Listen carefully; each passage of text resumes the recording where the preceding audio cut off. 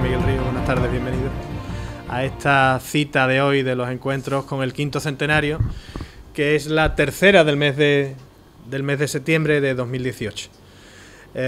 Sabemos que es una actividad que organizan conjuntamente la Asociación de Amigos del Libro y las Bibliotecas Luis de Guilas y el Ayuntamiento de Sanlúcar de Barrameda, dentro de las múltiples acciones que se están emprendiendo por parte de la sociedad civil sanluqueña y del Ayuntamiento de Sanlúcar de Barrameda, en el contexto, en el seno de la conmemoración del quinto centenario de la primera vuelta al mundo. El programa de encuentros con el quinto centenario, sé que estaréis algunos hasta cansados de escucharme porque veo muchas caras de fieles a esta cita con la historia y con la historia de la vuelta al mundo y con la historia de Sanlúcar. El programa de encuentros con el quinto centenario viene desarrollándose desde enero de 2017 a razón de una conferencia por mes, con algún mes que hemos tenido un huequecillo por indisposición del ponente, pero en este mes de septiembre pareció interesante que cada semana tuviéramos una cita de los encuentros con el quinto centenario. Y así ha sido, de la mano del profesor Francisco Sánchez Montes González de la Universidad de Granada, catedrático de Historia Moderna, que abrió el mes, de la profesora doctora María del Carmen Rodríguez Duarte, aquí presente, ponente de la segunda de estas citas. Hoy nos acompaña mi amigo Rafael Montaño García, gran divulgador histórico de nuestro acervo cultural, de nuestro pasado y de todo lo que se refiere al mundo económico de la historia bodeguera, al mundo de la comunicación, de la difusión, de la estética y de la economía de las bodegas. Hoy nos va a hablar de algo distinto, algo relacionado con la conmemoración del cuarto centenario de la primera vuelta al mundo, como tenemos aquí don Genaro de Cabestany y la cosmovisión del cuarto centenario de la primera vuelta al mundo, Magallanes Elcano 1519-1522. Y la semana que viene tendremos a la también historiadora María del Carmen Maestre Mejías, aquí que nos acompaña en la sala, y que nos hablará del Jardín de Magallanes en el Palacio de Orleans. Eso será el lunes 24. Antes de que se me olvide, decir que este jueves tendremos además a las 8 de la tarde en el Palacio Orleans, en el Ayuntamiento, la segunda cita del programa de Pensar 1519, una mesa redonda que reunirá a intervinientes como los profesores doctores Manuel Romero Tallafigo, Fernando Cruz Isidoro, también al profesor Antonio Romero Dorado, para hablar sobre el impacto de la economía mundo en Sanlúcar de Barrameda y las transformaciones de la ciudad de Sanlúcar de Barrameda a caballo entre los siglos XV y XVI a resultas de la vuelta al mundo, de los viajes colombinos y del desarrollo de esa economía mundo de la mano de las navegaciones oceánicas y de los grandes descubrimientos geográficos. Eso, como digo, la segunda cita del programa Pensar 1519 tendrá lugar en el Ayuntamiento, en el Palacio Orleans, este jueves, día 20, a las 8 de la tarde. Rafa Montaño es veterano en estos encuentros con el quinto centenario, ha participado también en los congresos de la Vuelta al Mundo, siempre con intervenciones muy interesantes, con noticias inéditas, fruto de su investigación, de su labor como investigador y como difusor de nuestra historia, de nuestro patrimonio cultural, de nuestro patrimonio histórico, como digo, en buena medida en relación con el mundo económico de las bodegas, pero también con distintos aspectos relacionados con la vuelta al mundo, con la circunnavegación, como es el caso de hoy, cuando Rafa, a través de la figura de don Genaro Cabestany, nos hablará de la conmemoración, si así puede llamársela, del cuarto centenario de la primera vuelta al mundo a principios del siglo XX. Solo agradeceros vuestra presencia y la presencia del ponente aquí hoy, así que Rafa, te cedo la palabra y muchas gracias por acompañaros una vez más a los amigos del Libro del Ayuntamiento en los encuentros con el quinto centenario. Siempre.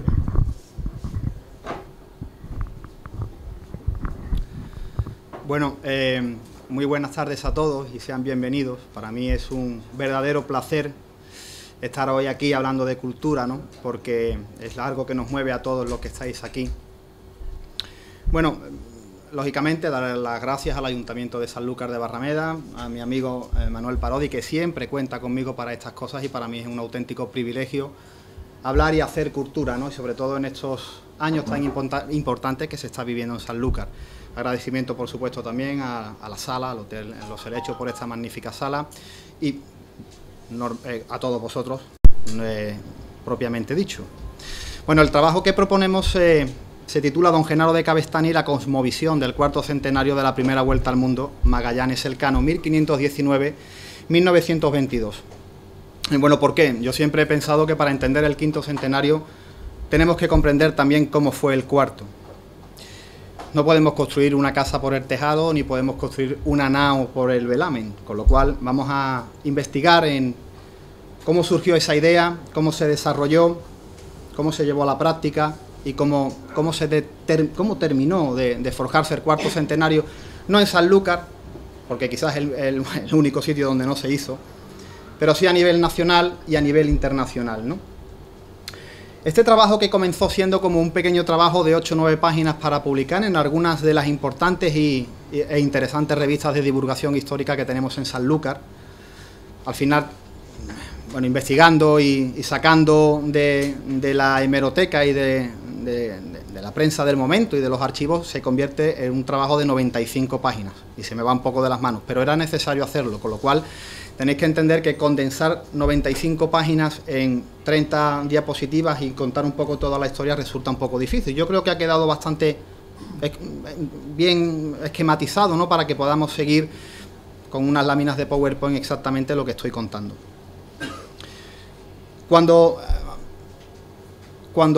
Sí, ¿apagamos la luz? Sí.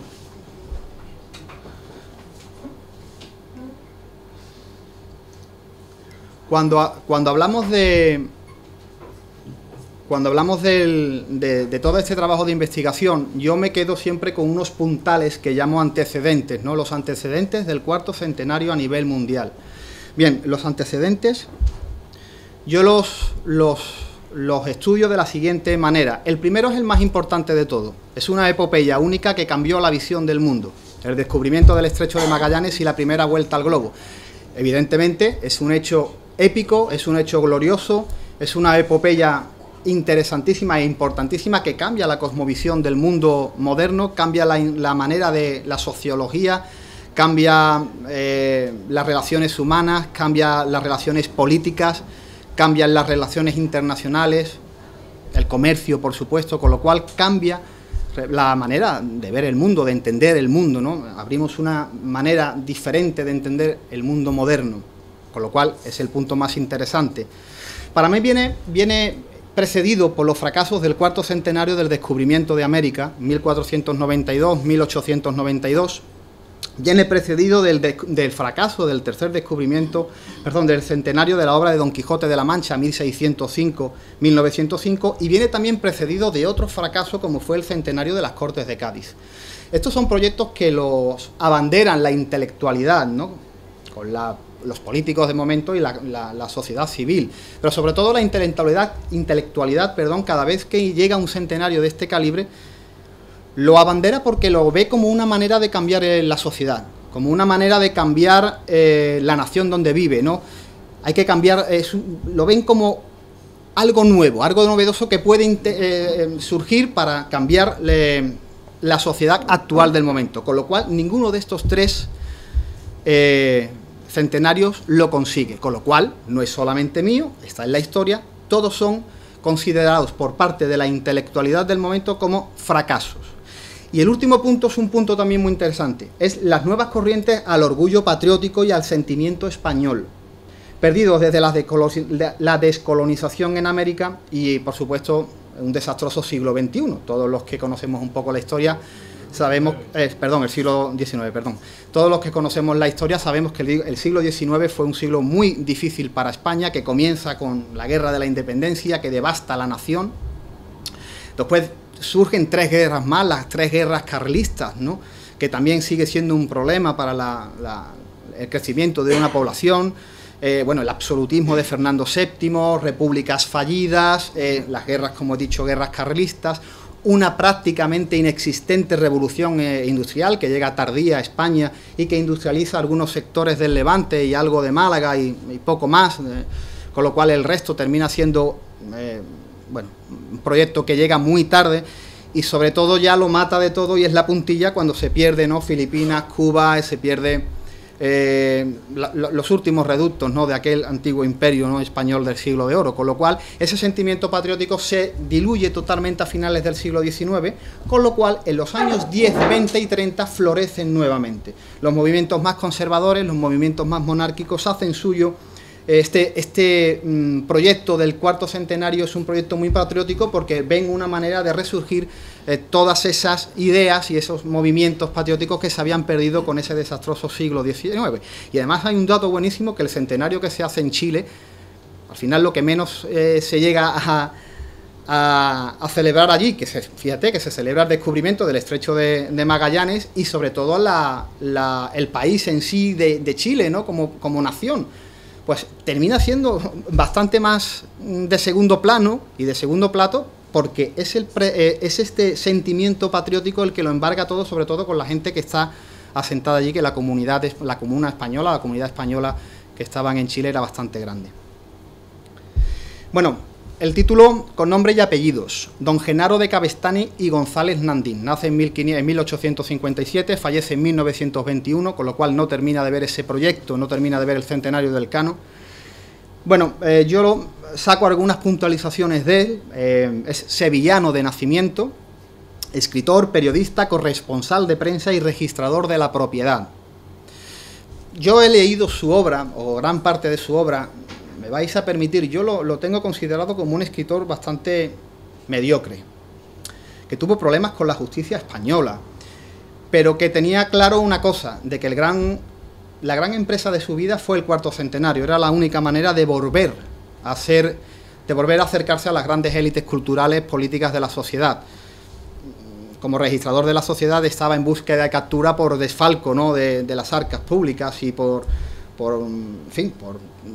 llevarse lo que no es suyo, con lo cual tuvo que salir y emigrar a París, donde estuvo como corresponsal de prensa centroamericana y sudamericana durante algunos años. Fue hermano del político, escritor y comediógrafo sevillano don Juan Antonio de Cabestany.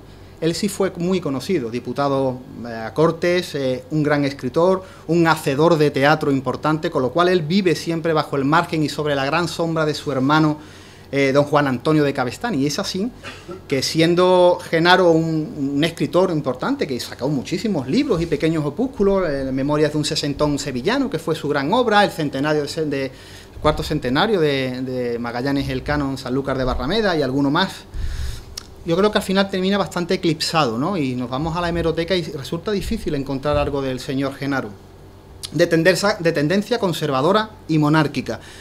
Bueno, él mama, ¿no?, desde pequeño ya de la servidumbre de Isabel II, termina haciéndose registrador de la propiedad y jurisconsulto en Cuba, donde se casa bajo el amparo de Alfonso XII, y termina volviendo a España y practicando su trabajo de registrador de la propiedad y periodista bajo el reinado de Alfonso XIII, con el cual mantiene una amistad cercana, bastante cercana.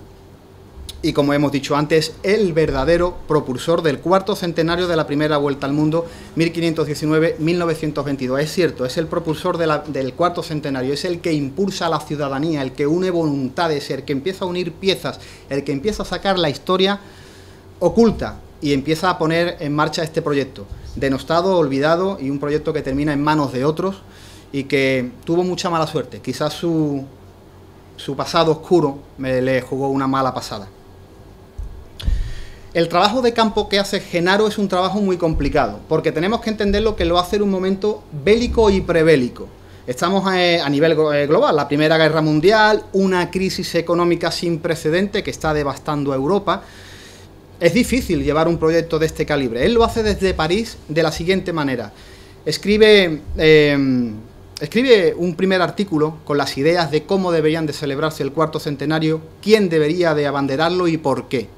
Es un artículo interesantísimo que está en el trabajo que saldrá, que voy a publicar ahora en septiembre, y que saldrá toda esta historia, estos artículos transcritos.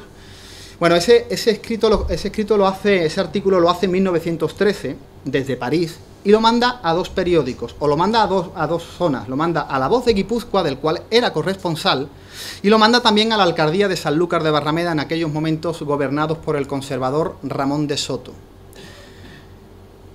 Leo textualmente: en Guipúzcoa hacen suyo rápidamente el proyecto, crean una junta y una comisión para elaborar el cuarto centenario, lo abandera los amigos del país, de las Vascongadas del país, en fin, la Sociedad de Amigos de las Vascongadas del País Vasco, ya hace una comisión para llevar este proyecto a cabo, mientras que en Sanlúcar, y leo textualmente, el proyecto es lanzado a los cestos de los papeles inútiles, con lo cual ya empieza de mal tono, ¿no? Él tiene un proyecto y de momento choca directamente con las administraciones locales.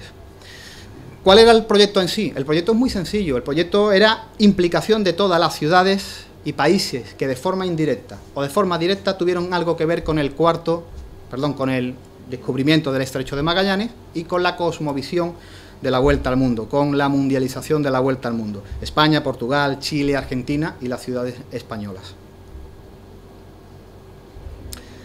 Dentro de ese artículo hay algunas frases que quisiera leer porque es ese proyecto que hace de campo de primera mano, que es aunar voluntades, ¿verdad? A España corresponde el derecho y el deber de tomar la iniciativa, puesto que en honra exclusiva suya se realizaron los dos gloriosos hechos que se recuerdan en este centenario, aunque el provecho haya sido entero para la humanidad, y a América entera el secundaria, y especialmente a dos naciones de América, Chile y Argentina, que fueron visitadas por Magallanes y Elcano. En España toca la gloria de ser designadas para la celebración de las fiestas y las ceremonias que se acuerden en conmemorar tan gloriosos hechos a Sanlúcar de Barrameda, de donde salió la expedición que realizó las dos prodigiosas hazañas, a San Sebastián por su proximidad a Guetaria, patria de Sebastián Elcano, a Portugal, puesto de honor en este centenario por ser la patria nativa de Magallanes, y por supuesto a Sevilla, ¿no? Centro neurálgico de la administración, el control comercial con las Indias y el lugar de la casa de contratación que fundan en 1503 los Reyes Católicos. Sanlúcar de Barrameda, entre el olvido y la desidia. Bueno, el título es así porque es una batalla que al final termina teniendo Genaro contra la población de Sanlúcar, ¿no? En este caso no con la población civil, pero sí con la política y sobre todo con la intelectualidad que estuvo muy desaparecida. El centenario debe de celebrarse no solo con músicas, discursos y certámenes y festejos, sino también con algo que sea útil para levantar a la desgraciada población de Sanlúcar de Barrameda, antes tan próspera y rica, de la postración en que se han sumido, calamidades agrícolas y la baja en los precios de sus famosos vinos por falta de un mercado para ellos. Esto es un pequeño extracto de ese primer artículo. ¿Cuáles son las proposiciones que hace Genaro y que le expone, ¿no?, a la alcaldía de Sanlúcar? Primero, un viaje expedicionario en barco. Sí, una simulación del viaje que hace Magallanes, que debería de durar el mismo tiempo, llevando productos de la tierra. Algo que le lleva muchísimo tiempo y que siempre se repite es la gran exposición universal. Él entiende que cuando las naciones están metidas en guerra, y la antigua Europa y la Primera Guerra Mundial está en pleno apogeo de esa guerra, sabía que quedaba poco para terminar esa confrontación y que las grandes potencias necesitaban abrir nuevamente sus mercados, necesitaban abrir nuevamente sus fronteras, tenían que consumir producto interno, producto externo, volver a revitalizar, ¿no?, todo ese producto interior de comercio, con lo cual él veía una oportunidad muy buena para que Sanlúcar hiciera una importante exposición, con la cual enseñase, pues bueno, todos los beneficios que nuestra localidad podía ofrecer. Algo que también fue fundamental en la vida de Genaro fue el monumento a Magallanes en la playa de Sanlúcar. Eso fue, fue una prosopopeya para él, intentar que ese monumento estuviera en Sanlúcar. Él no comprendía cómo Sanlúcar, siendo el sitio de donde sale la expedición y regresa la expedición, no hay un monumento que honre la figura de este señor. Y el cuarto punto es muy interesante. No es un punto suyo, él apoya, porque en la prensa del momento empieza a surgir una noticia que realmente me parece sorprendente. Él apoya la iniciativa de traer los restos de Magallanes y depositarlos en Sanlúcar.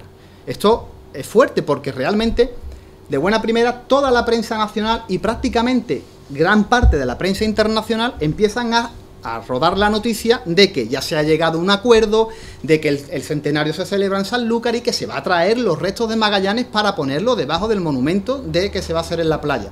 Con lo cual es una idea totalmente errónea y extraña porque los huesos y el cuerpo de Magallanes está desaparecido. Muere en la isla de Mactlán, ¿no?, en Cebú, y no se encuentra. Allí en Filipinas lo que hay es un pequeño monolito, un pequeño monumento diciendo dónde pudo caer el cuerpo y se acabó. No hay ese cuerpo. Pero es raro que toda esa intelectualidad que elabora estos periodistas y estos gente del mundo de la cultura, que sacan a la prensa estos artículos, El Progreso, el Diario de Córdoba o la revista literaria España y América, que no estamos hablando de ninguna tontería, sacan este proyecto y hablan que ya se está llegando a acuerdos con Estados Unidos, e incluso salta la conspiración de que hay que tener cuidado con los americanos, que van a vender los huesos, que no van a hacer que lleguen a Sanlúcar. Una idea surrealista que no tenía ningún sentido, y tuvo que llegar el señor Francisco Rahola, que es un intelectual que estaba afincado en Filipinas y que fue el propulsor del centenario en Filipinas de Magallanes, el que dice, pero bueno, ¿qué estáis diciendo? ¿Por qué hacéis esto? Cuando todos sabemos que el cuerpo de Magallanes no existe. Con lo cual, a mí, como la figura de Genaro de Cabestany, un importante americanista, porque trataba directamente con amigo íntimo de Rubén Darío y con la prensa centroamericana y sudamericana, y bueno, cayera en este tipo de error. Pero eso durante un tiempo está continuamente rodando por la prensa del momento. El quinto punto que él propone para Sanlúcar es grandes avenidas e importantes calles con los nombres de Fernando de Magallanes y Juan Sebastián Elcano, que glorificarán tan magna epopeya. Bueno, y el sexto punto, que para mí es uno de los más importantes, sino el que más, es el estudio en colegios y centros de enseñanza de las glorias obtenidas por tan insignes marinos, y Sanlúcar como fiel testigo. Porque él sabía perfectamente que si esto no se propagaba en las escuelas, una ciudad que no ve, una ciudad que no oye, una ciudad que no escucha, es una ciudad que no colabora en nada, jamás. Con lo cual era un hecho importante de que esto se estudiase en las escuelas, ¿verdad? Y que Sanlúcar tuviese la importancia que así tenía que tener. ¿Cuáles eran los beneficios que debería de tener Sanlúcar de Barrameda de llevarse a cabo un gran centenario? Prosperidad comercial e industrial gracias a la afluencia de público que se debería de generar.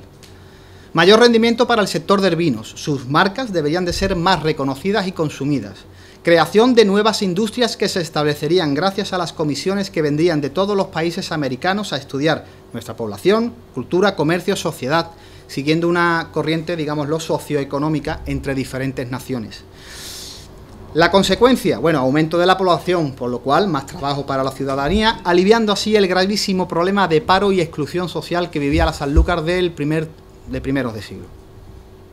Nuevas construcciones particulares y de recreo, revalorizando así el clásico veraneo sanluqueño, ese romántico, pintoresco y costumbrista veraneo del que todos hemos hablado y que quizás no fue tal como lo hemos leído y lo hemos visto en la pintura costumbrista, pero que él ya entendía de que esta Sanlúcar, de afluencia, de baños de mar, de paseos por nuestras calles, ¿no?, y de ese turismo higienista sevillano, de esa San Sebastián del Sur tan recordada, de vapores, de tal, y teatros y toda ese romanticismo que se genera en esa Sanlúcar de los años 20, pues era una opción más para revitalizar ese veraneo.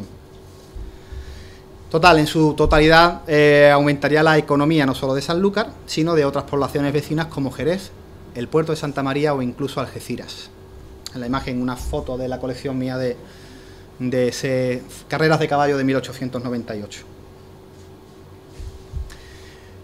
Ahí, esto lo titulo como carta de presentación a la nación española, extraídos de un estado amor-odio que Genaro tiene con el consistorio sanluqueño. Esto lo estoy condensando mucho. Evidentemente ya existe una confrontación entre don Genaro de Cabestany y el consistorio de Sanlúcar por la falta de apoyos que él no recibe apoyos ninguno, con lo cual se está dando cuenta de que se está madurando el centenario en otras poblaciones, pero que aquí, que somos el primer interesado en que esto surja, no se hace nada. Él ya se entera de ciertos rumores de otras celebraciones en el norte, él se ve que se está viendo excluido. ¿Qué es lo que hace? Escribe una carta, un artículo demoledor que sale publicado en el Diario de Cádiz en 1916, que no tiene desperdicio ninguno. ¿Cómo vende Genaro de Cabestany? Y esto es lo último que él dice que va a hacer por el pueblo de Sanlúcar. Esto es como vende Genaro de Cabestany al resto del mundo de por qué Sanlúcar de Barrameda tenía que ser epicentro de las celebraciones del cuarto centenario de Magallanes Elcano. Y lo vende de la siguiente manera. Primero porque desde ahí sale y regresa la expedición que conseguiría dar la vuelta al mundo. Porque habla de la salida y regreso de dos grandes expediciones, la de Colón, después de realizar importantes descubrimientos que allá hacía presentir el descubrimiento del Nuevo Mundo. Habla de la salida en Sanlúcar de don Juan Díaz de Solís, descubridor del Río de la Plata y la ciudad de Buenos Aires. Habla que de nuestro estuario sale Hernán Cortés para realizar la gran epopeya de la conquista de México. La quinta es muy buena. Habla ya que la construcción de 80 naves en el Coto de Doñana y la posterior salida de su puerto en Sanlúcar para tomar parte en el combate naval de Lepanto, que libraría a Europa de la dominación turca. Yo no sé si esto es cierto. Realmente me sorprende esta noticia. Ya él critica, es el primero que escucho criticar al Coto de Doñana. Él cree que el Coto de Doñana es un gran perjuicio para Sanlúcar y que no solo debe de venderse como un coto privado de caza, sino que se debe de vender porque allí se construyen 80 naves con la cual Europa libraría la gran batalla que libraría a Europa de la dominación turca, la batalla de Lepanto. Con lo cual le vende al resto de España y al resto de Sudamérica y al resto de Europa que por qué no pudo salir don Miguel de Cervantes de nuestras costas en la batalla que le costó un brazo. ¿Por qué no? Él lo lanza. La verdad que es una maniobra genial. A mí me parece una maniobra genial. Habla de la salida de la expedición de Sarmiento que reconoció la Tierra de Fuego, el Cabo de Hornos y los archipiélagos magallánicos. Habla de la afirmación histórica de que en las costas de Sanlúcar partieron y regresaron las expediciones de Colón y de Magallanes. Bien, es una manera para mí muy interesante de vender a Sanlúcar al resto. Esto se publica para que lo lean el resto de las delegaciones políticas, instituciones históricas, etcétera, de la nación española, de Sudamérica y de Europa. La situación en Sanlúcar dificultaría realmente cualquier acción de celebración del cuarto centenario. ¿Por qué? Es cierto, ¿por qué? Porque Sanlúcar no está viviendo el mejor momento. Hay una crisis obrera brutal, huelgas de los viticultores y de la marinería y unas enormes desigualdades sociales que hacen que las calles se batan diariamente por poner un plato en la mesa. Hay un movimiento anarquista importantísimo, el colectivo libertario en Sanlúcar fue muy importante porque estaba igual de fuerte que las desigualdades que se encontraban en la ciudadanía, con lo cual era una ciudad muy guerrillera y con muchos problemas para mantener a su ciudadanía. Hay un altísimo índice de analfabetismo y un nulo conocimiento de la efeméride, que es un gran problema, con lo cual eso se suma a las escasas acciones políticas y el movimiento cultural sanluqueño que desaparece. La intelectualidad sanluqueña por aquellos años desaparece totalmente. En este caso la alcaldía tenía otros asuntos y otros fuegos más importantes que apagar y realmente no se le presta atención al cuarto centenario. Existe una guerra, entre comillas, y permítanme, partidista desde los partidos conservadores y liberales que impedían florecer cualquier proyecto. Cualquier proyecto que se llega a poner encima de la mesa termina siendo un desastre porque realmente la guerra entre partidos políticos por llegar a la alcaldía es importante. Hay elecciones amañadas, etcétera, etcétera, con lo cual todo resulta bastante confuso y bastante difícil. Hambre, miseria, falta de posibilidades y, por supuesto, falto de suelo industrial, con lo cual Sanlúcar sigue teniendo un grave problema, ¿no?, de estructuración que hace que todo este proyecto sea realmente difícil. El quinto punto para mí es muy importante. Hay una pérdida patrimonial y archivística devastadora y hay dos ejemplos clarísimos. Él expone la casa bodega de la calle Montepiedad, lugar donde estuviese Cristóbal Colón recluido durante 27 días. Y leo textualmente: con grillos en los pies y esposas en las manos por orden del comendador Bobadilla. Yo realmente esto es algo que hemos escuchado siempre, ¿verdad?, en Sanlúcar, que en aquella calle de Montepiedad estuvo Cristóbal Colón. Es algo que él dice que los historiadores de la época no certifican, pero que corroboran que estuvo ahí. Incluso él, que tenía importantes afinidad con el ducado de Sanlúcar y con gente del mundo de la cultura, dicen que sí, que está totalmente seguro y que él no puede demostrar, pero sí está totalmente seguro por el vox populi de la intelectualidad del momento de que estuvo ahí, en este caso Cristóbal Colón. Con lo cual inicia una importante campaña con la Real Academia de la Historia para que sea catalogado como monumento nacional y restaurado.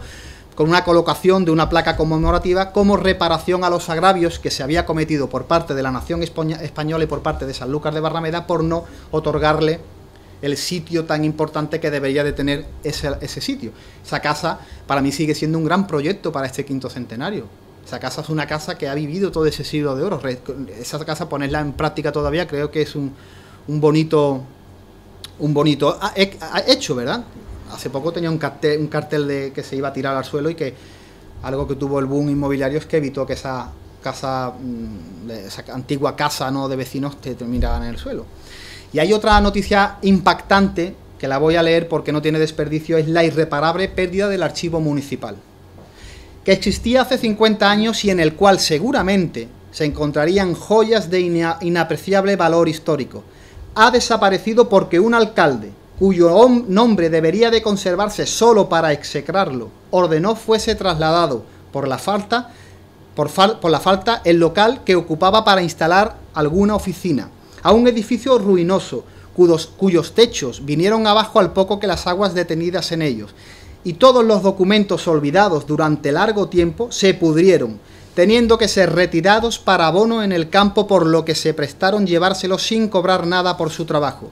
Cuando alguien recordó que había un archivo y fue a ver su estado en el que se encontraba, se encontró todo destrozado y que no existía. De este hecho puede dar fe el insigne director de la Real Academia de la Historia, el reverendo padre don Fidel Fita, que en ocasión del centenario del descubrimiento del Nuevo Mundo en 1892 viene a hacer unos estudios históricos y no pudo hallar un solo documento en una ciudad tan rica en recuerdos históricos. Él certifica por el padre Fidel Fita y por otros estudiosos que ahí se encontraba una documentación importantísima sobre la estancia de Cristóbal Colón en Sanlúcar, incluso de otros personajes importantes que se han diluido en la historia, con lo cual esto para mí es impactante, ¿no? Y la lucha sigue. Vamos a hablar un poquito ahora del desarrollo y el desenlace de ese cuarto centenario.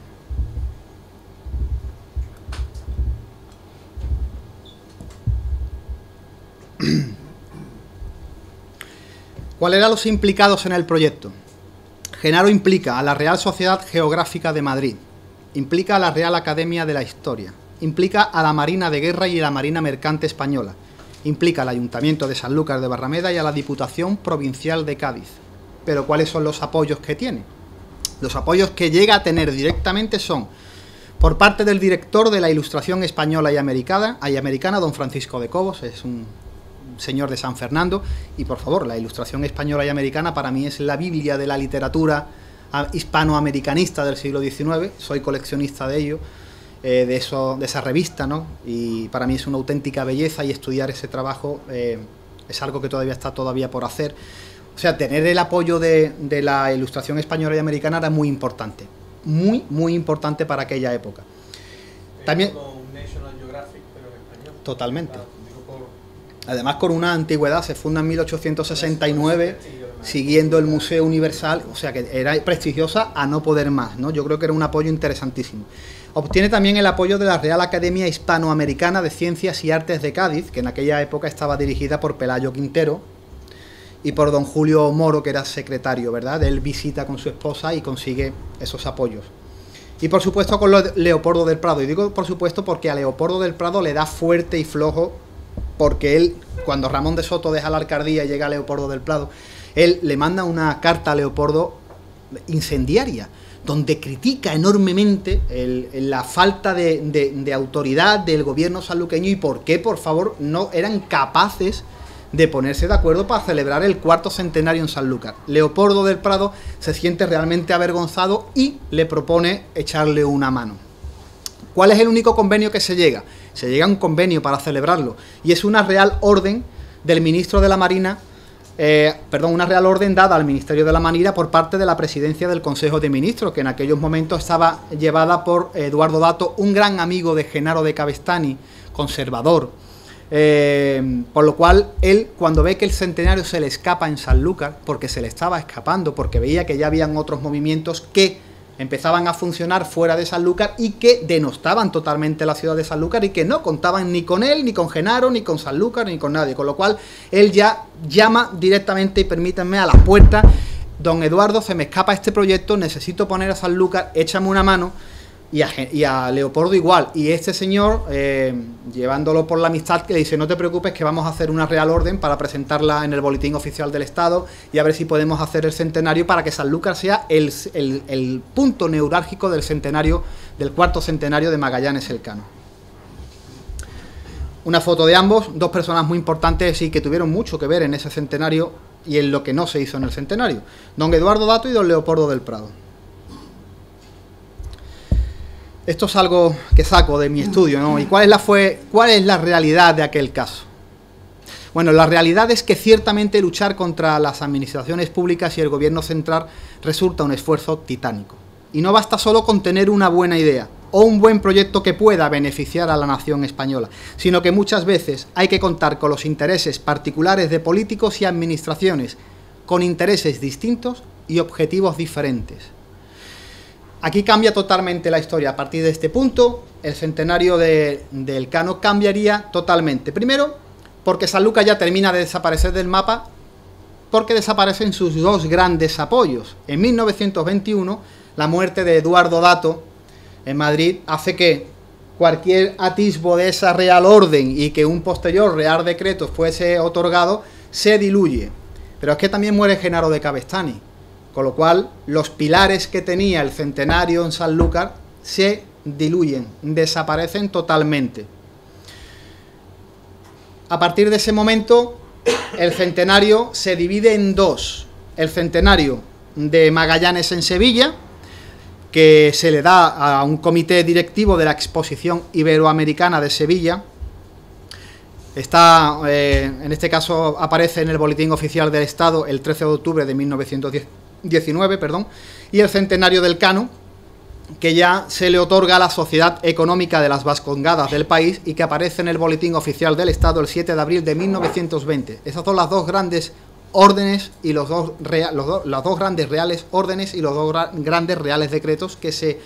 Hay alguno más, pero estos son los más importantes. El centenario de Magallanes y el centenario del Elcano. Ya hay dos centenarios, con lo cual está todo el pescado vendido, y nunca mejor dicho. Aquí vemos un poco la mancheta de la Gaceta de Madrid, las imágenes de los reales decretos. ¿Por qué Sanlúcar queda fuera de las celebraciones del cuarto centenario? ¿Saben por qué?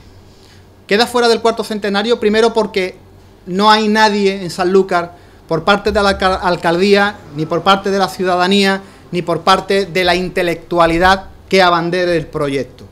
Y sobre todo porque no hay nadie que defienda los intereses de Sanlúcar donde había que defenderlos. Leo algunas cosas que salen publicadas en los boletines oficiales del Estado y ustedes lo entenderán.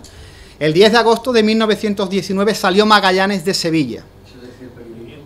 Sí, eso decía el periódico. El 20 de septiembre siguiente dejó Sanlúcar de Barrameda, en Sanlúcar de Barrameda las costas de España. Emprendiéronse el regreso siguiendo el contorno de Asia y África, hasta rendir viaje en las propias aguas del Guadalquivir, en Sevilla, el 7 de septiembre de 1522. Esto lo firma Alfonso XIII en su Real Decreto, con lo cual esto es dogma de fe, invariable. No hay nadie que defienda el proyecto, no hay nadie de Sanlúcar que pueda defender esto. ¿Cuál es la realidad del caso? Todos lo sabemos. La realidad es que la flota de Sevilla no estaba ni terminada ni pertrechada. La falta de calado del río, como ya sabemos. Eso ocurrió en Sanlúcar 40 días después de los preparativos en su puerto de Bonanza. La comunicación oficial que lo recibieron los capitanes y el demás cuerpo técnico y humano en Sanlúcar. El pago de salarios se hizo justo antes de la salida. En fin, salió Magallanes del puerto de Sevilla el 10 de agosto. ¿Y qué hacía entonces nuevamente en Sevilla el 24 de agosto firmando su testamento? Es que no tiene ningún sentido que se diga... Por supuesto, la importancia de Sevilla es enorme y no se la voy a quitar, ni mucho menos, pero lógicamente esto era un boletín oficial del Estado. ¿Qué pinta entonces Sanlúcar? Si estamos diciendo que sale del puerto de Sevilla el 10 de agosto, pero es que después en la historiografía nos encontramos que Magallanes el 24 vuelve a Sevilla a firmar su testamento, con lo cual no tenía ningún sentido que se dijera que la expedición había partido de Sevilla. En fin, afirma la Real Orden que la nao Victoria llega a Sevilla el 7 de septiembre de 1522. Veamos qué dice el diario de Pigafetta. En fin, gracias a la providencia, el sábado 6 de septiembre de 1522 dimos fondo en la bahía de Sanlúcar, y de los 60 hombres que formaban la tripulación de la Victoria, cuando partimos de las islas del Moluco, llegamos a España 18, estando enferma la mayor parte. Llegada a Sevilla el 7 de septiembre. El 8 según Pigafetta. Bueno, aquí hay un momento importante. Yo voy a hacer ahora... voy a hablar un poco de un punto que es muy interesante. Esto que voy a hablar ahora sale de los archivos particulares de Francisco Pacheco Isla, y me es entregado para que se estudie y para que sea parte de este trabajo por parte de Rafael Pacheco, su hermano que está aquí presente. Vamos a hablar un poquito de eso. Yo no voy a poner en duda lo que pueda decir Pigafetta, o sí, que llega el 8 a Sevilla, pero vamos a ver una serie de artículos interesantes. Hay un señor que se llama don Juan López de Velasco, que nace en 1527 y muere en 1598, y tiene un trabajo muy interesante publicado en aquella época, que se llama Geografía y Descripción General de las Indias. En su apartado de Sevilla-Sanlúcar habla de cuál era el trayecto y cómo era el movimiento de las naves que tenía que hacer para llegar desde el puerto de Las Muelas al puerto de Sanlúcar. Salidos del puerto de Las Muelas, van al puerto de Las Bandurrias, que es un bajo de arena como de 1,25 de legua de Sevilla, el cual es el peor que hay en todo el río, porque no llega a 7 codos de agua con la pleamar, ni pasa de 4 cuando es bajamar. Este hombre no tenía ningún tipo de pretensión, era un geógrafo y era un estudioso y un intelectual del momento. No se puede pasar estos bajos del río sin esperar la marea cuando es creciente, porque hay más agua, y así se pasa cada bajo en un día. Si no es cuando alguna nao va descargada o es pequeña, que con buen viento puede pasar 2 bajos en una marea, y tardan las naos en 15 leguas que hay desde Sevilla a Sanlúcar 7 u 8 días. Esto está escrito en 1500 y poco, o mucho. Así que me expliquen por qué se dice que se llega a Sevilla 2 días después. Es algo que está en la historia, no nos lo estamos inventando y ha salido, como digo, de esos archivos privados. Bueno, llegamos al punto de las celebraciones. Ya hemos visto cómo Genaro ya termina... La gente se hace eco ya del proyecto de Genaro, lo ponen en vigor. Genaro está fallecido, Sanlúcar está fuera del mapa de las celebraciones, y ahora sí vamos a hablar de cómo se celebra el 4º centenario a nivel internacional. El centenario en Filipinas. Es un proyecto originario del escritor español Federico Rahola. Es un proyecto de la Compañía General hace un proyecto muy interesante junto a la Compañía General de Tabaco de Filipinas, con la publicación de los primeros volúmenes de la colección general de documentos relativos a las islas filipinas existentes en el Archivo de Indias de Sevilla. Se aprueba el 8 de febrero de 1919 una ley autorizando al gobernador general para nombrar una comisión encargada de la celebración del 4º centenario del descubrimiento del archipiélago por Fernando de Magallanes. Y se hace una exposición oriental y la publicación de una revista que se hace en español, en inglés, en tálago, en francés, en chino y en japonés, titulada The Philippine Oriental Exposition. Eso es lo que se hace en Filipinas. ¿Qué se hace en Holanda? En Holanda se crea una comisión llamada Fernando de Magallanes. Se visita a España, hacen una visita a España dicha comisión formada por los señores Wettel, Morán y Hartmann, miembros de la Sociedad Geográfica de Holanda. Se otorga sendos regalos conmemorativos a la nación española, uno a don Alfonso XIII, rey de España, al que se le obsequió con un precioso álbum conmemorativo y rememorando el descubrimiento del estrecho del sudoeste y la primera vuelta al mundo, elaborado por los tripulantes de la nao Victoria. El segundo es esto es interesante, el segundo es un cuadro que se les regala a la Real Sociedad Geográfica de Madrid, siendo una hermosa pintura pintada por el pintor holandés John Ruiz, donde se ve la salida de la flota española al dejar el puerto de Sanlúcar. Yo he buscado este cuadro y no lo he encontrado, pero la verdad que es muy interesante que se pintó en ese momento y se les regaló a la Real Sociedad Geográfica de Madrid un cuadro donde se ve saliendo la expedición desde Sanlúcar.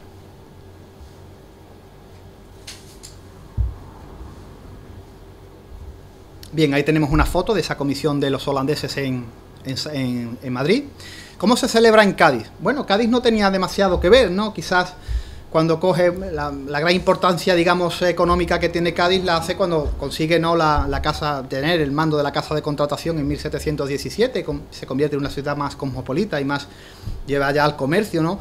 Pero realmente en la visita de Genaro de Cabestany sienta cátedra, ¿no?, a Pelayo Quintero y a Julio Moro, y organizan bueno, una junta extraordinaria de las celebraciones del cuarto centenario, pues invitan a la República de Argentina, a Chile, a los Estados Unidos, a Portugal y a las Islas Filipinas. Una muestra más de cómo el proyecto que en 1913 lanza Genaro de Cabestany, como un globo sonda, es llevado a cabo por todas las instituciones del país, ¿no? Se va llevando a cabo todo lo que él va exponiendo en aquel famoso artículo que se publica en La Voz de Guipúzcoa. ¿Cómo se celebra el centenario en Europa? También se celebra en Europa, y Europa estaba viviendo un momento muy dificultoso.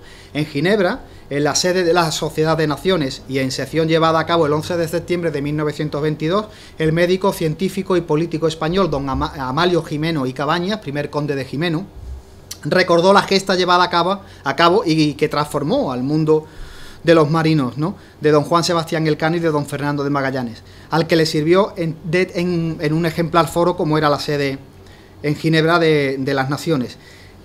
Habla de un símbolo de hermanamiento, de un símbolo de unión entre las poblaciones y entre los pueblos, y que se deberían de construir, gracias a ese centenario, las bases de la vieja o de la nueva Europa. A mí me resulta muy interesante, ¿no?, que incluso se hablara allí de Sanlúcar, de esa llegada, de esa salida y del centenario en Europa, ¿no? ¿Cómo se llevó el centenario en Portugal? Bueno, Portugal fue la gran novia, ¿no? Aquí toda la intelectualidad del momento era un comiqueo total de cómo lo celebrará Portugal. ¿Verdaderamente harán algo? ¿O pensarán que Magallanes fue como estuvo a las órdenes de la corona de España? Lo tendrán como alguien que ha fallado a la corona portuguesa. ¿Cómo lo habla?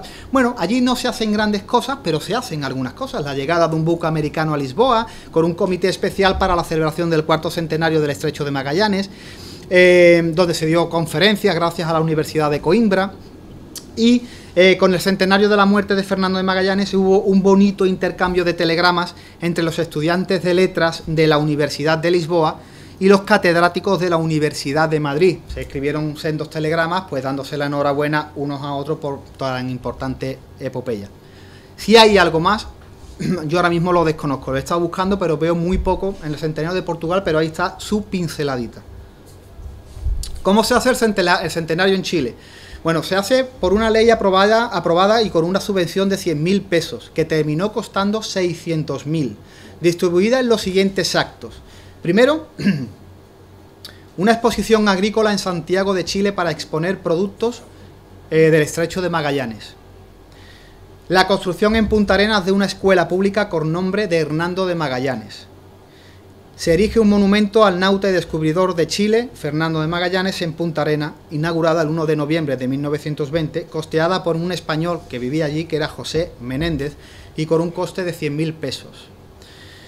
Y se hace un premio literario valorado en 10.000 pesos a la mejor historia contada del descubrimiento del Estrecho de Magallanes.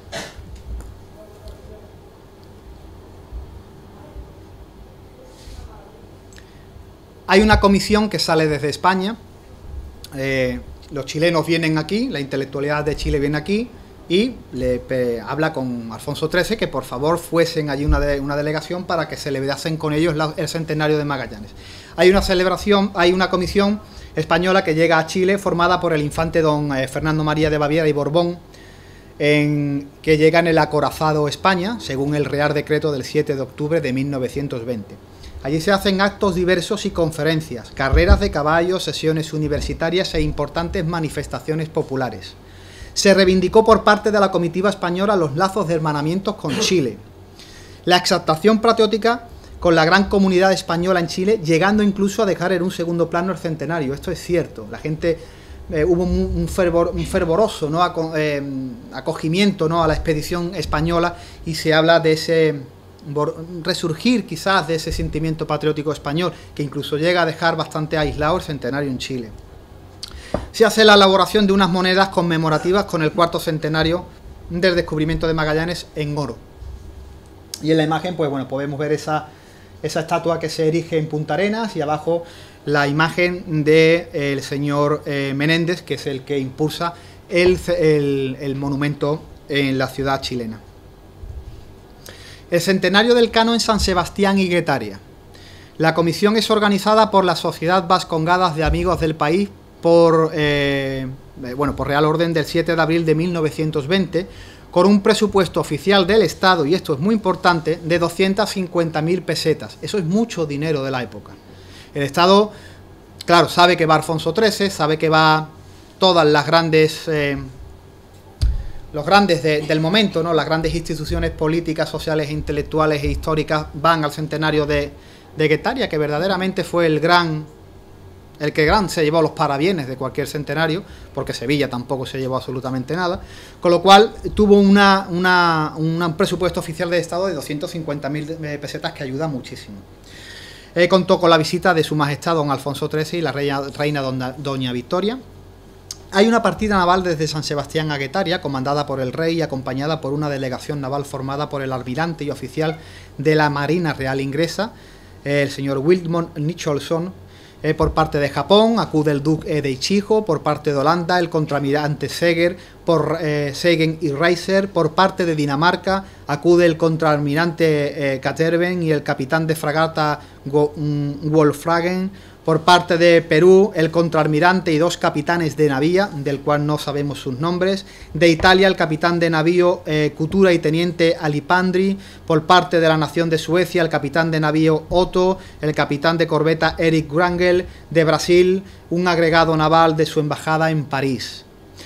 Las sociedades científicas e intelectuales que acuden al centenario del Cano en San Sebastián y en Guetaria, pues estuvieron representadas por la Sociedad Geográfica de París, por mediación del señor Mr. Roncier, la Academia de las Ciencias y de las Artes de Francia, la Sociedad Geográfica de Londres, Varsovia y Berlín, y estuvo por parte de España representaciones de la Academia de Bellas Artes de San Fernando y de la Real Sociedad Geográfica de Madrid, y de la Dirección General del Instituto Geográfico y Estadístico. Ahí vemos la partida naval, los militares, la monarquía, las sociedades científicas, la intelectualidad europea y española. La escuela naval estuvo formada porque sale una escuadra naval que parte de San Sebastián en Guetaria en forma de U, en forma de flecha, y está capitaneada por Alfonso XIII y está acompañada por en este caso está acompañado por el acorazado español España, que es donde está Alfonso XIII, y está el crucero brasileño Curazao, el acorazado francés París, el cazatorpedero estadounidense Marconic, está el acorazado portugués Vasco de Gama. Esa columna había 21 navíos más engalanados con las banderas españolas en señal de unión, con lo cual imagínense esa imagen, esa estampa naval recorriendo las aguas, ¿no? Llegando a San Sebastián, de San Sebastián a Guetaria, un pequeño pueblo marinero con muchísima historia. Allí en Guetaria había una montada impresionante, había más de 500 barcos pesqueros y otra serie de navíos tocando las sirenas, había miles de coches que habían venido de todas las localidades vecinas, había bandas de música, con lo cual el acto fue espectacular. Dentro de esas celebraciones hubo una enorme carroza y una cabalgata simulando la nao Victoria, acompañadas por los personajes más influyentes de las expediciones. Había 6 indios y 5 señoritas que representaban los 5 continentes. La colaboración de la colocación de la primera piedra del monumento del Cano, que es obra del escultor Victorino Macho, era palentino, de donde se dieron cita lo más florido y granado del mundo militar, marino, eclesiástico, intelectual y político de España y de Europa. Aquí podemos ver algunas imágenes de la prensa del momento, aquella carroza que hablábamos por la calle de Guetaria, arriba una comisión cuando iban a colocar la primera piedra, en el balcón encontramos a Alfonso XIII, y aquí encontramos en la parte de la zona de Ona, de Villa Ona, creo que se llamaba, donde se inaugura este monumento Art Deco sobre Juan Sebastián Elcano, que ya es el segundo, porque bueno, el segundo y el tercero, porque los carlistas destruyeron uno que se construyó en 1808, después en el año 1868 se erige uno en el centro del pueblo, que ese todavía está en pie, y se erige después este otro monumento, ¿no? Y mientras en Sanlúcar, bueno, esto mientras... La dejadez, por supuesto. ¿Por qué? Porque la sociedad, en esta casa, vamos a ver una carta que ha salido últimamente por las redes sociales. Es una carta que ha salido del archivo de Sanlúcar, que es la que manda, en este caso, la comisión, ¿no?, de San Sebastián, esa comisión que organiza el centenario en Guipúzcoa y en San Sebastián y en Guetaria, y le mandan una carta de invitación a la Junta la Junta del cuarto centenario manda una carta de invitación a Sanlúcar de Barrameda, en este caso a su alcalde, para que asistan a la conmemoración que se va a llevar allí. Está firmada por su presidente, don Julián Elorza, y el secretario, don Ramón Luis de Camio, y está fechada el 20 de julio de 1922. ¿Qué es lo que pone en esa carta? Pues pone lo siguiente: debiendo celebrarse durante los días 5, 6 y 7 de septiembre próximo las fiestas del cuarto centenario de la primera vuelta al mundo, para rendir en San Sebastián y en Guetaria un tributo de justicia admirativa a la memoria de Juan Sebastián, que fue el primero que en aquel lejano siglo realizó tan asombrosa empresa, como consecuencia de la famosa expedición de Magallanes, que extendió considerablemente los conocimientos geográficos acerca del planeta que habitamos. Tengo el honor de invitarle a usted, dada su calidad de alcalde de esa población de donde salió la citada expedición y donde volvió, rindiendo viaje la nao Victoria, para que concurra a los actos que se preparan y a los cuales asistirá Su Majestad el Rey, así como numerosas delegaciones extranjeras enviadas oficialmente por sus respectivos gobiernos. Esta junta organizadora del cuarto centenario espera que usted se asocie a este homenaje honrándola con su grata presencia. Dios guarde a usted muchos años. San Sebastián, 20 de julio de 1922. La respuesta de la alcaldía de Sanlúcar a la invitación es la siguiente: 4 de agosto de 1922, punto 5, a propuesta de la presidencia, se acordó dar de oficio las gracias por el recuerdo y atención tenidas con esta ciudad, y que, dadas las múltiples atenciones que pesan sobre el municipio, no existe posibilidad de asistir al acto. El secretario, el señor Asquerino. Sanlúcar no asiste allí, sí estaba la alcaldía de Sevilla, El centenario del Cano en Sevilla.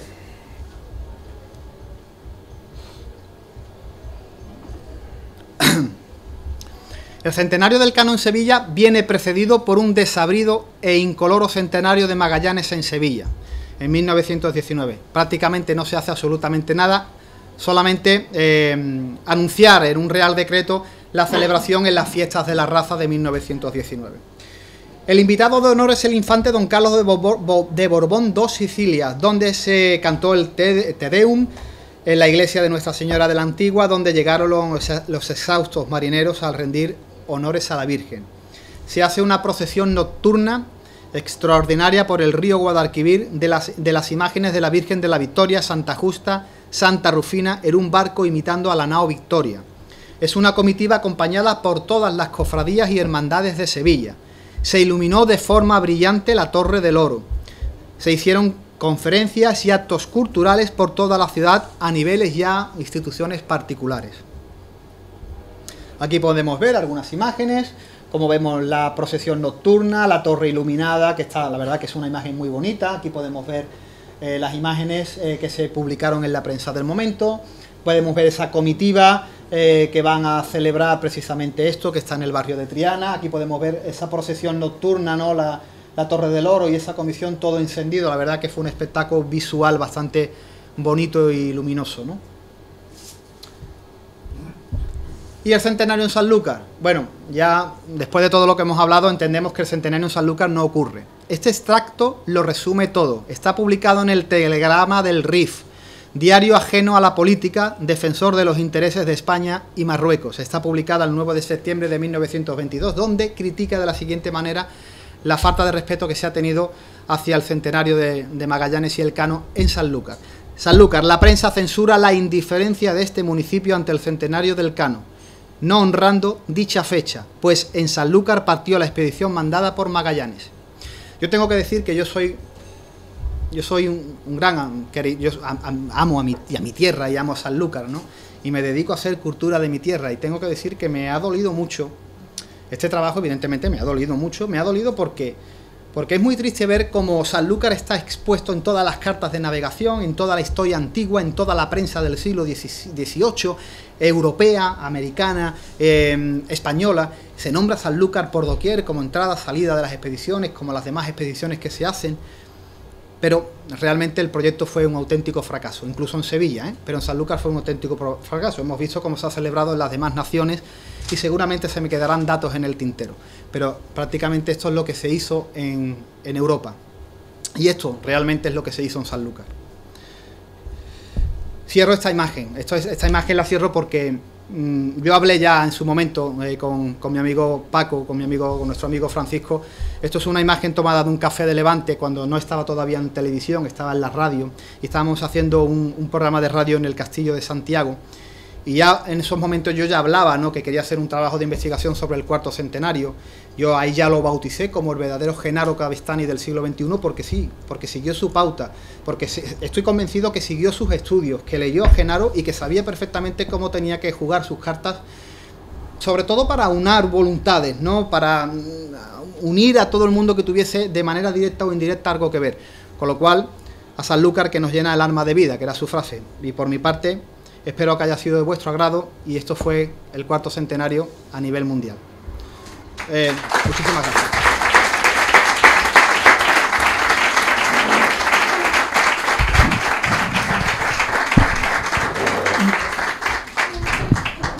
Muchas gracias, Rafa, por tu brillantísima exposición una vez más. Y ahora, aprovechando como hacemos siempre, ¿no?, que tenemos aquí al ponente, abrimos un turno de palabra para que, bueno, quien quiera pueda hacer las preguntas, las aportaciones y plantear las cuestiones que quiera a nuestro conferenciante de esta tarde, a Rafael Montaño García. ¿Alguna intervención? Antonio.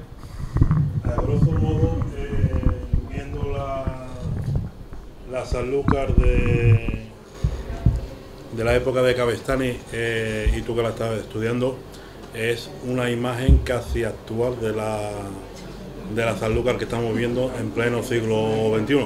Hablando pequeñas diferencias, a grosso modo seguimos con los mismos problemas.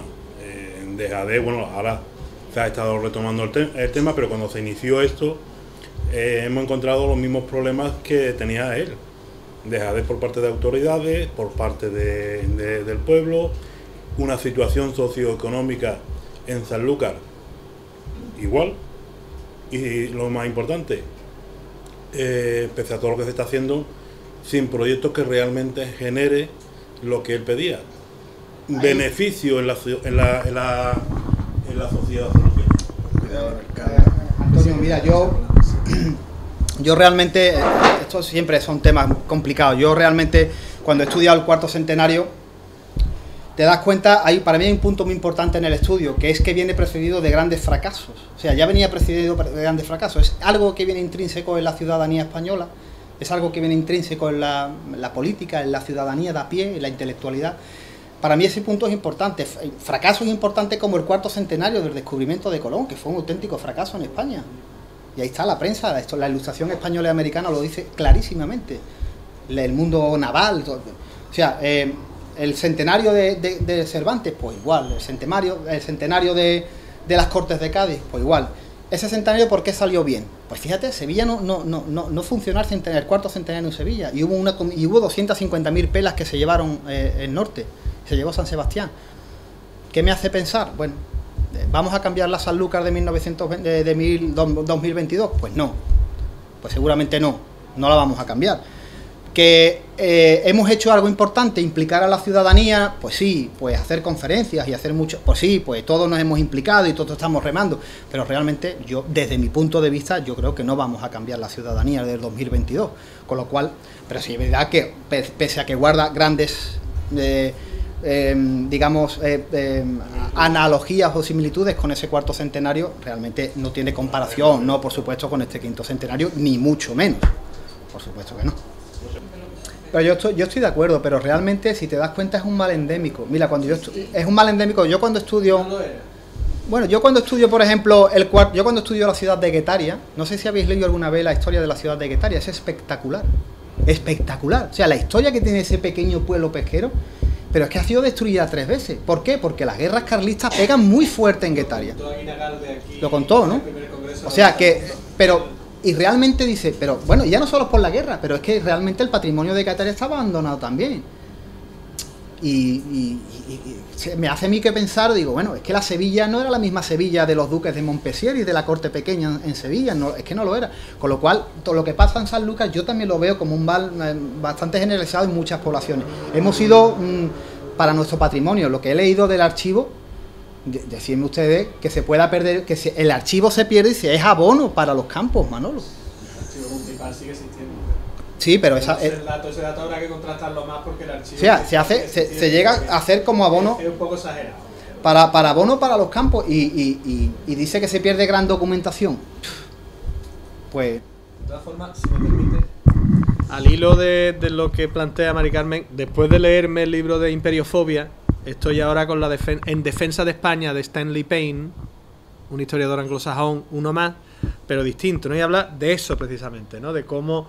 en España hemos ido interiorizando la leyenda negra, hemos ido interiorizando nuestro recelo y nuestro desapego, nuestra desafección hacia nuestra propia historia, entendiéndola como un contravalor y no como un valor, y eso obedece en buena medida a que la historiografía anglosajona ha conseguido que se entienda como normal lo que ellos han proyectado como la visión de la historia. Es decir, la visión de la historia en general, la cosmovisión histórica, parafraseando el título de Rafa de su ponencia, la cosmovisión histórica, en buena medida, española, incluso inconscientemente, que ese es el verdadero triunfo, cuando tú consigues que la gente entienda como normal tu punto de vista, la cosmovisión historiográfica española no obedece a nuestra propia perspectiva en gran medida, sino a la propaganda tendenciosa de la historiografía anglosajona, no solamente de la anglosajona, pero fundamentalmente de la historiografía anglosajona, que ha hecho, en buena medida, que haya una gran desafección, una cierta desafección, yo creo que se va mitigando contra nuestra propia historia por parte del cuerpo general de la sociedad española, ¿no?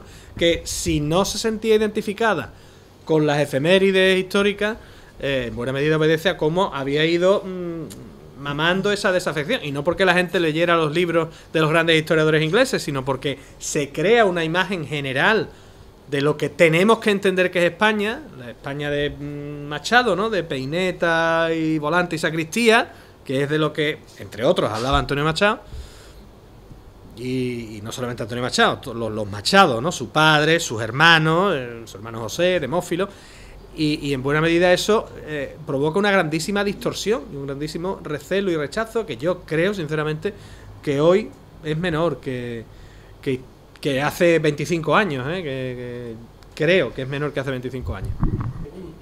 Esa es una pregunta que te va a permitir. Sí, por favor. En eso estamos. Hay desde una comisión bilateral intermunicipal Sevilla, sin obviar el papel de la sociedad civil en absoluto, para nada, todo lo contrario. Las distintas administraciones siguen un proceso muy distinto y muy distante de esta realidad del cuarto centenario. Para empezar, la actitud, no solamente, como bien dice usted, del cuerpo social sanluqueño, de la intelectualidad y no intelectualidad, de la sociedad sanluqueña del siglo XXI, dista mucho de la actitud de la sociedad sanluqueña de principios del siglo XX. Las administraciones públicas, desde la local, la provincial, la autonómica, siendo que nada es perfecto y no estamos haciendo aquí apología de nada, pero la actitud de las administraciones públicas en el siglo XXI está muy lejos de ser la de esa época, ¿no? Sanlúcar está representada en comisiones supralocales en ámbito autonómico y en ámbito nacional, y el alcalde de Sanlúcar de Barrameda, lejos del alcalde de principios del siglo XX, que excusó su presencia en determinados contextos, sí que participa el alcalde y el ayuntamiento de Sanlúcar en reuniones y en mesas de trabajo y en contexto de trabajo, que no es ir a una reunión, sino desarrollar líneas de trabajo, en este sentido, supralocales y nacionales, ¿no? De hecho, digo, sería quizá cuestión de otro momento, pero la Comisión Estatal de la Conmemoración del Quinto Centenario ha aceptado, ha asumido distintas iniciativas y proyectos procedentes de Sevilla y procedentes de Sanlúcar de Barrameda también. Quiero decir que, vuelvo a decir, no se trata de hacer apología de nada, pero sí que es cierto que la actitud, como bien señalaba usted, de la ciudad, del cuerpo social y de las administraciones sanluqueñas es muy distinta ahora con respecto a hace un siglo. Por cerrar ya, si os parece bien, me parece, debo decir, en lo personal, ¿no? en lo intelectual, acertadísima la imagen con la que cierras tu ponencia, Rafa, una vez más. Quiero felicitarte, porque a mí la primera persona que me habló de la conmemoración del quinto centenario de la Vuelta al Mundo fue Paco Pacheco Isla, y estoy hablando de 2002. Y ya estaba hablando del tema, ya estaba quiero decir, ya estaba trabajando en la divulgación de la conmemoración del quinto centenario de la primera Vuelta al Mundo. Tengo a Rafa delante, su hermano, no me quiero extender mucho porque no te quiero tocar la fibra sensible, pero porque yo lo diga, no es verdad porque yo lo digo porque es verdad. Entonces, la conmemoración, el papel de Sanlúcar en las navegaciones atlánticas, en la economía mundo, habrá muchas personas, y hay muchas personas que lo defienden, que lo apoyan y que luchan por ello. Todas estáis aquí, todos los que estáis aquí, todos los que estamos aquí estamos trabajando en ese sentido, de una u otra forma, porque estamos haciendo posible, por ejemplo, esta actividad, que tiene una proyección, que gracias a la televisión comarcal estará en la red y estará en internet, y lo estarán viendo y lo estarán escuchando durante años fuera de aquí, millones de personas, ¿no? Pero si me permitís el testimonio personal, a mí la primera persona que a mí me consta que empezó a trabajar por la difusión y de la conmemoración del quinto centenario de la Vuelta al Mundo, y por el papel, la reivindicación del papel de Sanlúcar de Barrameda en el gran momento bisagra de la transformación del mundo de los siglos XV y XVI, fue don Francisco Pacheco Isla, Paco Pacheco, y yo hablo de hace pues porrón de años, porque hablo de 2002, y ya venía, que es cuando me llega a mí su eco y empiezo a hablar con él, ir conmigo y tal, pero ya venía trabajando de antes. Así que si os parece, le dedicamos esta conferencia a la memoria de Paco, que tanto ha hecho y sigue haciendo por la conmemoración del quinto centenario de la primera Vuelta al Mundo, con nuestro agradecimiento a Rafa por traerlo a colación.